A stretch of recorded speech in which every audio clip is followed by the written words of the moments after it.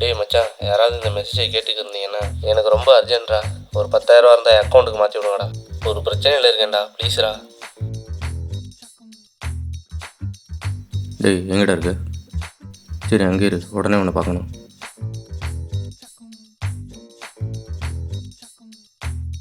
மச்சான், என்னடா உடனே பார்க்கணும்னு சொன்னேன்? டேய் உனக்கு ஏதாவது காசு வேணுன்னா நீ என்கிட்ட கேட்க வேண்டியதானே? எதுக்கு தேவையில்லாமல் குரூப்பில் எல்லாம் மெசேஜ் போட்டுக்கிட்டு இருக்க? அந்த இது போன குரூப்பில் உள்ளவனுங்களாம் செத்து போய் ரொம்ப நாள் ஆச்சு, ஒருத்தனும் ரிப்ளை பண்ண மாட்டான். உனக்கு இப்போ எவ்வளோ வேணும்? 10,000 தானே? ஏய் மச்சான், ஒரு நிமிஷம். என்ன? சாரி மச்சான், சும்மா சொன்னேன்டா. சும்மா சொன்னியா? ஏன்? ஆமாம் மச்சான், உண்மையாலுமே எனக்கு பணம் தேவைப்படல. நாளைக்கு 1ஆம் தேதி சம்பளம் போட்டுருவாங்கல்ல. சரி. எப்படியும் நாளைக்கு நிறையா பேர் ஃபோன் அடித்து காசு வேணும்னு கேட்பானுங்க. அதனால தான் நானே கஷ்டத்தில் இருக்க மாதிரி காட்டிக்கிட்டேன். அதனால தான் வாய்ஸ் மெசேஜ் போட்டு விட்டேன். நீ இவ்வளோ சீரியஸ் எடுத்துக்கணும்னு எனக்கு தெரியாதுடா.